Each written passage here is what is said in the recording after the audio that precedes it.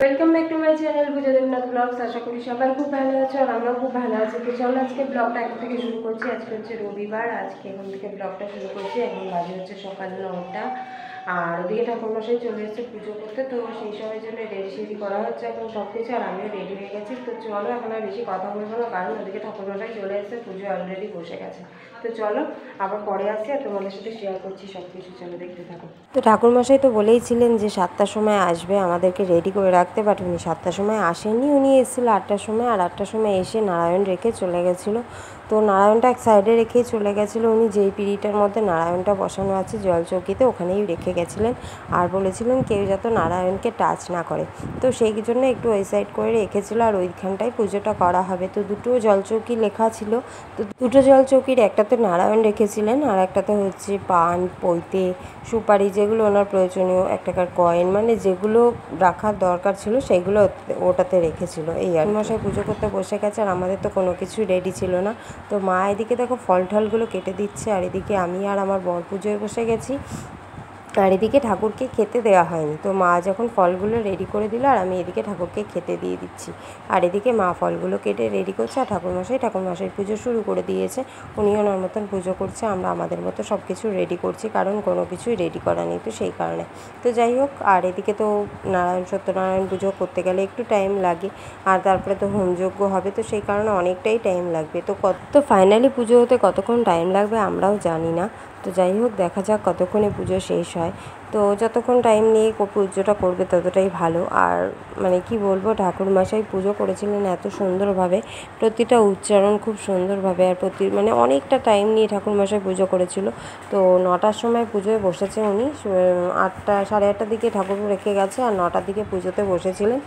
আর পুজো থেকে উঠেছে তখন 11:30, পুরো 11:30 থেকে 12:30 বাজে, এতক্ষণ ধরে পুজো হয়েছে, পুরো হোম যজ্ঞ সব কিছু হয়েছে। তো আজকে আমি তোমাদের সাথে একটা একটা করে শেয়ার করবো, একবারে শেয়ার করতে পারবো না পুরোটা, কারণ প্রচুর বড় ভিডিও হয়েছে, তো সেই কারণ। তো আমি তোমাদের সাথে আমার বাড়ির সত্যনারায়ণ পুজোর যে ভিডিওগুলো সেগুলো আমি 3টে পার্টে শেয়ার করব, কারণ 3টে পার্টে শেয়ার না করলে আমি যেমন ছোট ভিডিও দিই সেরকমভাবে ভিডিও দিতে পারবো না, তাহলে অনেকটা লং হয়ে যাবে।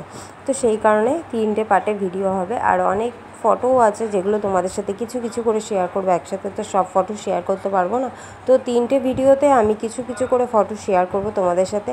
তো আমার যখন বাড়ি হয়েছিল, মানে আমাদের এই ঘর যখন হয়েছিল, তখন ভিত পুজোও করা হয়নি। আর ঢালাইয়ের সময় যে পুজো করে তখনও ওই এমনি একটুখানি ওই ঢালাই মেশিনে একটু পুজো দিয়ে দিয়েছিলাম। তারপরে যে ঘরে ঢোকার সময় গৃহপ্রবেশ করা হয় বা নারায়ণ পুজো করা হয়, কিচ্ছুই করা হয়নি। তো সেই কারণে ঘরে ঢোকার পরে রং ফং কমপ্লিট হয়ে যাওয়ার পর ভাবলাম একদিন সত্যনারায়ণ পুজো দেবো। তো অনেক দিন করেই দেবো করছি, তো ভাবলাম ফাইনালি এই গুরু পূর্ণিমাতেই দিয়ে দিই। তো ফাইনালি এই গুরু পূর্ণিমাতেই আমাদের ঘরে সত্যনারায়ণ পুজো হচ্ছে। আর মা আর বোন তো কালকে চলে এসেছিলো, মানে পুজোর আগের দিনই চলে এসেছিলো, আমি তোমাদের সাথে শেয়ার করেছি। আর ভিডিওটা অনেক পরে যাচ্ছে, কারণ হলো একটাই, ভিডিও আমার তোলাই ছিল, বাট আমি এডিট করতে একদমই টাইম পাচ্ছিলাম না। তো সেই কারণে ভিডিওটা অনেক পরে তোমাদের কাছে পৌঁছাচ্ছে আর 3টে ভাগে ভাগে পৌঁছাবে, কারণ এত বড় ভিডিও যদি আমি একবারে দিই, আমি তো ছোট ভিডিও দিই, 6-7 মিনিটের মধ্যে ভিডিও দিই, সেখানে আমি যদি তোমাদেরকে একটা 30 মিনিটের ভিডিও দিই তোমরা তো দেখবে না না। তো সেই কারণে আমি ভাবলাম ছোট ছোট করে পার্ট 1, পার্ট 2, পার্ট 3 করে আমি ভিডিওটা 3টে ভাগে দেবো।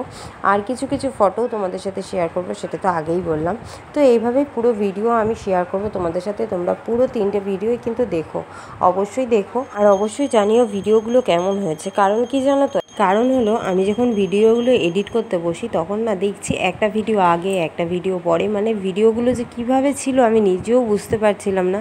তো যাই হোক, সেই কারণে ভিডিওগুলোকে আমাকে এক জায়গায় গুছিয়ে তারপরে এডিট করতে না প্রচুর টাইম লেগেছে। তো সেই কারণে এখনও পর্যন্ত সব ভিডিও কিন্তু এডিট করা হয়নি। আমি যে এই ভিডিওটা দিচ্ছি তোমাদেরকে, এই ভিডিওটাই শুধুমাত্র আমার এডিট হয়েছে, আর কোনো ভিডিও এডিট হয়নি। এখনও ভিডিওগুলো এডিট করা বাকি আছে। এই ভিডিওটা এডিট করে তারপরে আরও যে দুটো ভিডিও আছে ওই ভিডিওগুলো এডিট করব, তারপরে আমার পুজোর ভিডিওগুলো ফাইনালি এডিট করা কমপ্লিট হবে। আর তোমরা ভাবছো একবার এদিক থেকে ভিডিও একবার ওদিক থেকে ভিডিও, হ্যাঁ আমার বোন ভিডিওগুলো করে দিচ্ছিল আমাকে। আর এদিকে দেখো আমি বসে আছি, আর এদিকে দেখো অঞ্জলি দিতেও বসে পড়েছি আমরা। এদিকে অঞ্জলি দেওয়া শুরু হয়ে গেছে আর এদিকে ঠাকুরমশাই মন্ত্র পড়ছে, আর মেয়ে তো বলতে পারছে না তো সেইভাবে, তো সেই কারণে আর কি ঠাকুরমশাই আস্তে আস্তে বলছে আর সবার নাম গোত্র জিজ্ঞাসা করে করে, মানে খুব সুন্দরভাবে পুজো করছেন উনি। আর দেখো তোমরা ভাবতেই পারবো আমি এখানে স্টিকার কেন দিয়েছি, দেখো দেখো সবাই তো আর পছন্দ করে না যে সোশ্যাল মিডিয়াতে তার মুখটা দেখাবে, তো সেই কারণে এখানে স্টিকারটা আছে, আর কিছুই না, জাস্ট এই কারণ, আর কিছুই না।